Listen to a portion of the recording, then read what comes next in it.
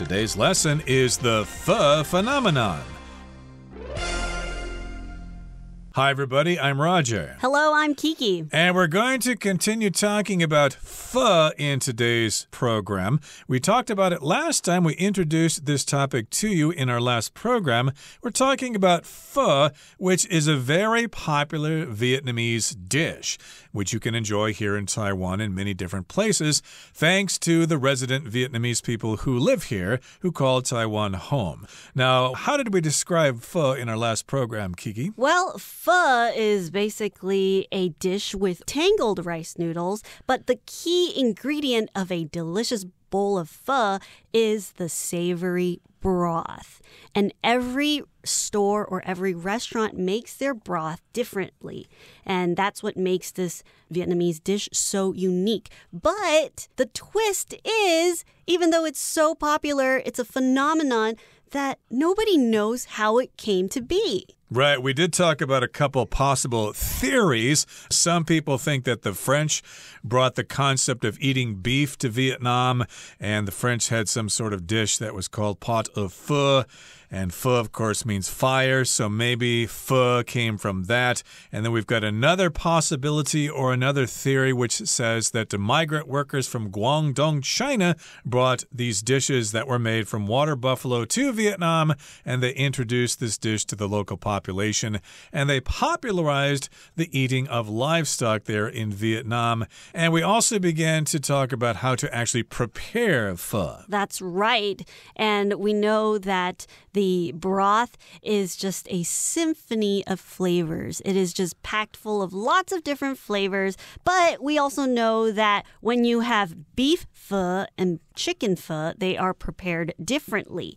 Okay, so we've talked a little bit about some theories of where pho might have come from. Today we're going to learn a little bit more about it. So let's get to it. Let's listen to the first part of today's article. In Vietnam, pho varies from north to south. In the former, the broth tends to be clearer and simpler, while in the south, the flavor is more complex, with fish sauce or hoisin sauce and a broader array of toppings included. Of course, both versions are satisfying in their own right. 大家好，第一部分介绍名词 array。它的意思是一大批或是一大群不同的人或是事物，也可以是阵列的意思。例如 Our local supermarket sells a wide array of fruits and vegetables. 我们当地的超市贩售各式各样的水果和蔬菜。或者 The bakery displayed an array of freshly baked breads and cakes. 那间面包店陈列着一系列新鲜出炉的面包和蛋糕。接着看到名词 version， 表示版本或是变化形式。例如 The author produced a revised version of the novel after considering the feedback from her editor. 该作者在考虑了编辑的反应后，创作了小说的修订版本。或是 I prefer digital versions of books because I can read them on my tablet. 我更喜欢电子版的书籍，因为我可以在平板上阅读它们。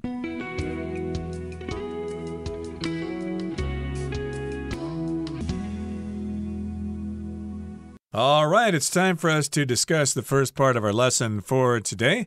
In Vietnam, pho varies from north to south. Of course, if you ever look at Vietnam on a map, you'll see that it's kind of a long and skinny country, similar to Chile. So, of course, the north is pretty far from the south, so they're going to have different varieties in different parts of the country just because it is such a big country. So, pho varies from north to south. Like here in Taiwan, I suppose there are different dishes that vary from north to south. They're different in Taipei than they are in Kaohsiung, for example. Well, the best example would be beef noodle soup right here in Taiwan, right? There's a lot of differences between beef noodle in the north, in Taipei, and sometimes if you go to Tainan, you get a different type of beef noodle. In the former, the broth tends to be clearer and simpler, while in the south, the flavor is more complex, with fish sauce or hoisin sauce and a broader array of toppings included. Okay, so here in the beginning of the sentence, in the former is used. And basically this is referring back to the beginning of the paragraph when we're talking about the north and south of Vietnam. So in the former in this case is referring to talking about the northern part of Vietnam. So it's saying that in the northern part of Vietnam, their broth tends to be more clear. So not that type of dark, soupy broth, but a clearer, light-colored type of broth. And it's more simple. They don't add too many different things to it. Okay, so that's how it's prepared in the north.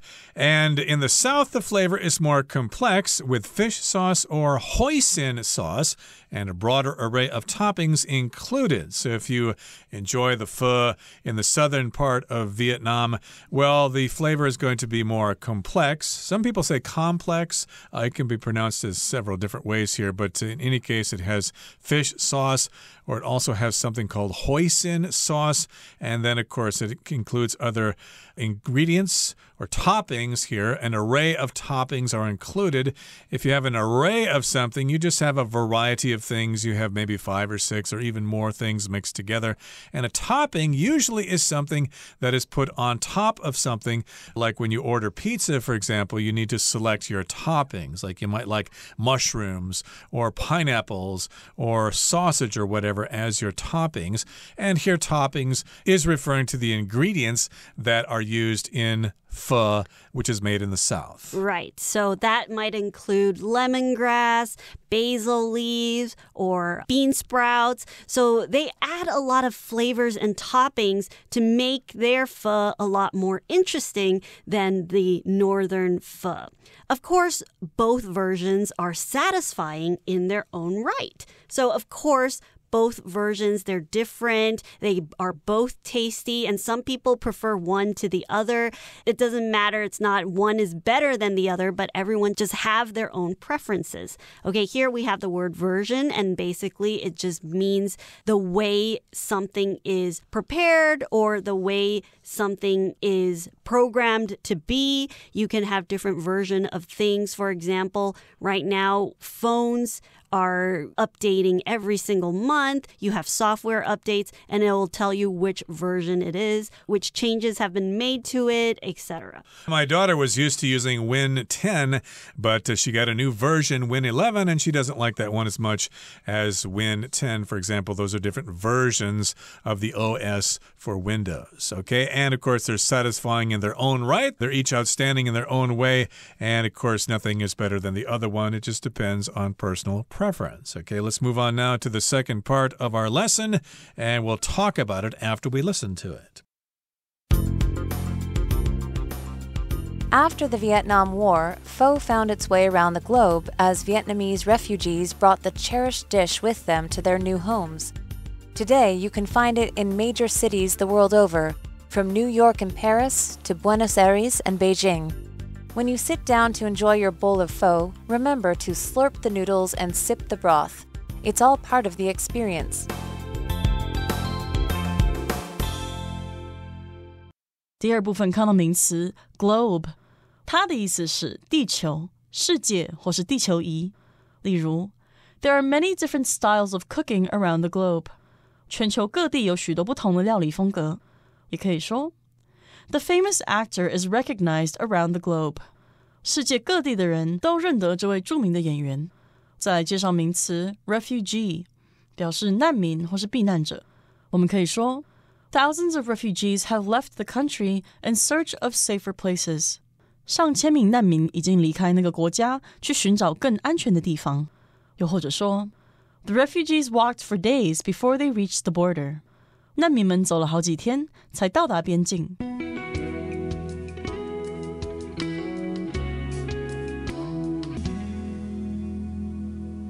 Okay, it continues here in the second part. It says, after the Vietnam War, pho found its way around the globe as Vietnamese refugees brought the cherished dish with them to their new homes.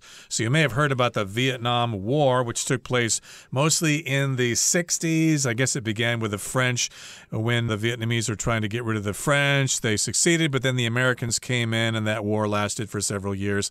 So we had that war for a while, and I believe the war ended in 1975, if I'm not mistaken. Well, after that war ended, we've got Vietnamese refugees leaving Vietnam, and they're setting up shop in different countries around the world, and they're introducing the local people to Vietnamese food. So yes, indeed, the refugees settled in places around the globe. Here, the word globe just means the world. Right. And the word refugee basically means somebody that is trying to escape or run away from the place that they've come from because of certain dangers. So they need to look for safety. They need to look for a safe place to settle. So as the Vietnamese refugees, they were trying to leave Vietnam because of the war. They went to different parts of the globe. They went to different countries. And of course, when you go to a new country, you miss your home. So, of course, they brought their cherished dish, their lovely pho with them so that they can make it in their new home and they can have little reminders of the old home that they left. Right, they probably had to make adjustments and use local ingredients. It's, of course, ideal to use the ingredients from Vietnam itself, but they did the best they could, and now the world is much happier because they can eat pho in different parts of the world. Now, today you can find it in major cities the world over. The world over just means all over the world, and we've got some examples. We've got a range here from New York and Paris to Buenos Aires and Beijing. So, of course, you can find pho, in these big cities in the West, New York, Paris, London, Berlin, or whatever. And then you can go over to South America, to Buenos Aires, or to Beijing in China, and you can probably even eat pho in Tokyo and in Bangkok and in New Delhi. You name it, they're going to have it. Yep, pretty much. And when you sit down to enjoy your bowl of pho, remember to slurp the noodles and sip the broth. It's all part of the experience. So this last sentence is basically trying to tell you how to enjoy your bowl of pho. When you sit down, you have to slurp the noodles and sip the broth. You really have to enjoy how the soup tastes like, what it tastes like, and enjoy the flavors. Now here we have the word slurp, and basically slurp is the sound you make when you're eating noodles. A lot of times when we watch videos of people eating ramen, you'll hear people make the Yep, that's a good imitation there, yeah. Slurping sound. Okay, so that's basically what it means to slurp the noodles. And you can also think of slurp as the action of the noodles coming up really fast, being inhaled or sucked in by the mouth, and it's kind of like flinging all over the place. Yeah, it can be kind of messy, of course. Westerners might think that's kind of impolite to be making noise when you're eating your food, but you have to do as the locals do, and according to our information here, slurping your noodles is part of the experience, and it will probably make it taste oh so much better. You need to slurp those noodles to sip the broth up with the noodles. It's all part of the experience. Okay, we're at the end of the second part of our lesson for today. Let's listen now to the third part, and we'll come back to talk about it. So, how can you tell if a bowl of pho is good? It's all about balance. The broth should be rich, but not too heavy. The noodles should be cooked just right, neither too soft nor too firm. And don't forget the fresh herbs, bean sprouts, and lime, which add a burst of freshness. Seeking out your favorite pho is a rewarding journey for your taste buds. Whether you prefer beef or chicken, northern or southern style, may your culinary journey be filled with delicious discoveries. Bon appetit!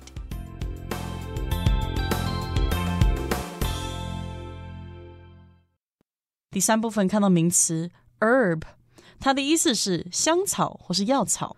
例如 Some fresh herbs would really improve this dish. 一些新鲜的香草真的可以改善这道菜。又或者说 Rita grows many types of herbs in her garden. Rita 在她的花园里种植了多种草药。再来我们看到形容词 rewarding，指的是值得的、有意义的或是有报酬的。举例来说 Teaching is very challenging, but it is also extremely rewarding. 教学非常具有挑战性，但也是非常有意义的。又或者说There are so many activities to do in your free time that are more rewarding than watching TV. 在空闲时间里，有很多可以做的活动，这些都比看电视来得更有意义。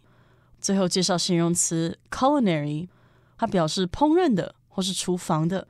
我们可以说 The chef was famous for his unique culinary creations. 那位主厨以其独一无二的料理创作闻名。也可以说The renowned chef's recipes are truly culinary delights. 那位知名主厨的食谱是货真价实的美食。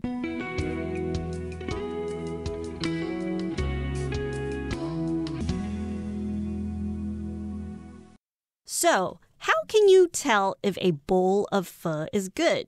Earlier, we talked about the north and southern parts of Vietnam having lots of different ways to make their pho. So, how can we tell if a bowl of pho is the flavor that we want, or is there a way to compare it? Okay, let's talk about it. It's all about balance. What is this all about? So you can't have too much of one thing and too much of another thing. You need to have the even amount of things to make it work better. Of course, that's true about all food. You have to have good balance. The broth should be rich, but not too heavy, okay? So, yeah, you need to find a balance there. Can't be too rich, can't be too heavy. It needs to be right in the middle. And the noodles should be cooked just right, neither too soft nor too firm. I think that applies to noodles all over the world. Nobody likes to eat soggy noodles, and nobody likes to eat crunchy noodles. It's got to be right in the middle. You need to have some good balance. And don't forget the fresh herbs, bean sprouts, and lime, which add a burst of freshness. So like we talked about earlier, the toppings that you can add to your pho include fresh herbs, bean sprouts, and lime. So herbs are basically different types of vegetation that have extra flavor to it. So mint is an herb, basil is an herb. Sage and thyme, they're all different kinds of herbs. I should mention, though, herb here is the American pronunciation. If you go to England, they're going to say herb more often than not. But yes, you add fresh herbs to the dish here. You also have bean sprouts, which are things that grow from beans. They're kind of long and white. And you also add lime, which is similar to lemons, but lime is green and it has a different sort of flavor. And we often use lime in cocktails, for example. And, of course, these ingredients can add a burst of freshness. So when you taste those things in your mouth, you get an explosion of flavors. It's a burst or explosion of freshness. Right, because we're talking about a beef broth, so it could taste a little gamey sometimes, maybe. So by adding these different types of herbs and sprouts and lime, these hints of freshness can kind of balance out the gaminess of the soup or of the broth. Seeking out your favorite pho is a rewarding journey for your taste buds. Like we said, there are so many different restaurants serving pho, and each one has its own special flavors and specialty. So sometimes you might taste different pho from, let's say, 5 different restaurants. They all taste really good. But when you find the right one, for me, I have a favorite pho place. Where is it? It's in Ilan. Ilan. Yeah. Well, you live there. Of course, you probably know about all the pho restaurants there in Ilan. But, of course, if you live in Taipei or Kaohsiung or Taichung or Hualien or wherever, you probably have your own favorite pho restaurant. Yeah, so when you find that favorite pho restaurant, it is really rewarding. So when something is rewarding, you feel like it's really worth doing, or if you've done something really hard and you're getting something back from it. Many people choose teaching or nursing as careers because they feel it's very rewarding. They get to work with people and they get to see results and things like that. And yes, it's a rewarding journey for your taste buds to try different kinds of pho, whether you prefer beef or chicken, northern or southern style. May your culinary journey be filled with delicious discoveries. bon appetit. Okay, so if something's culinary, it has to do with fine food. And this is your culinary journey. We wish you the best of luck in finding your favorite kind of pho on your culinary journey. And of course, we want you to have those delicious discoveries. And we've got the French term bon appetit, which means basically enjoy your meal. Okay, that brings us to the end of our explanation for today. Let's listen now to Hanny, who just finished a bowl of pho.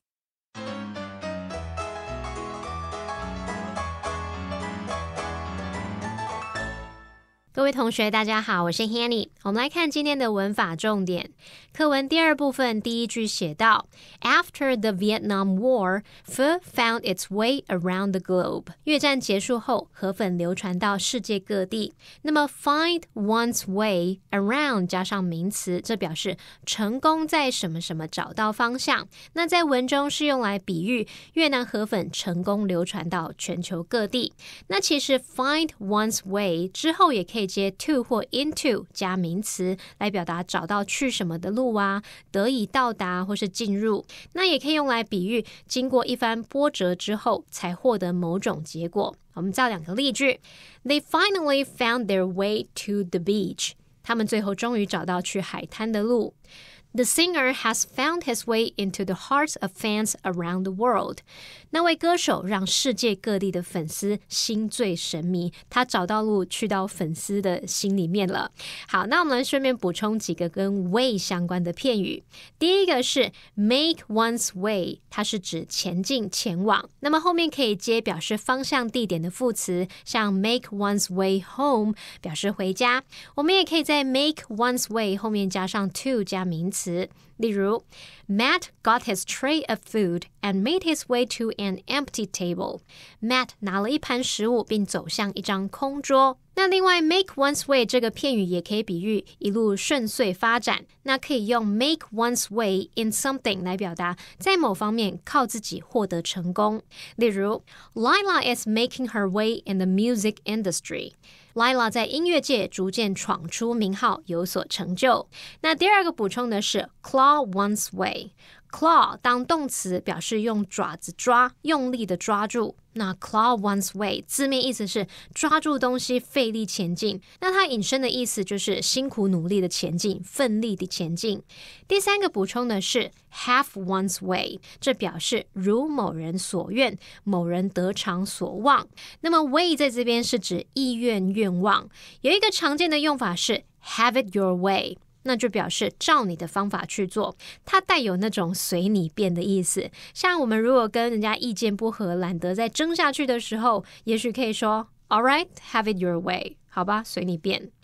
第四个补充的是 come one's way， 这个片语字面上的意思是朝着某人的方向移动，那么意思就是某事物降临在某人身上，或者是某人遇到了什么什么，通常是指说遇到某个机会或某件事。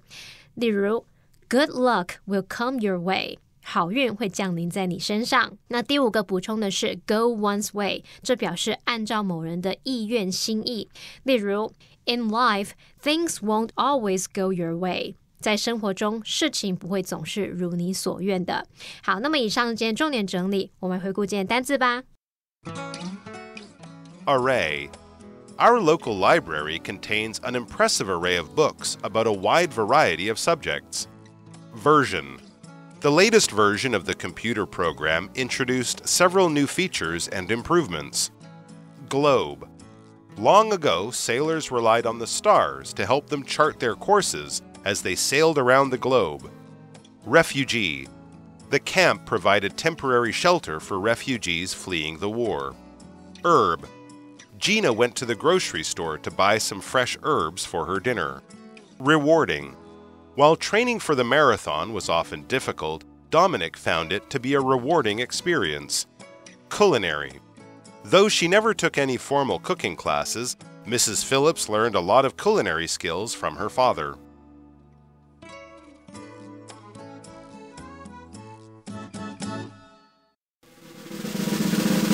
Discussion Starter starts now!Here's our discussion starter for today. The question is, are there any Taiwanese foods that have regional variations like pho? One Taiwanese food that comes in different forms is beef noodle soup. We know that there's braised beef noodle soup, and then there's also clear broth beef noodle soup. So depending on which region it comes from, the broth is prepared differently. Well, I've heard that there are different varieties of zongzi here in Taiwan. They're prepared in different ways.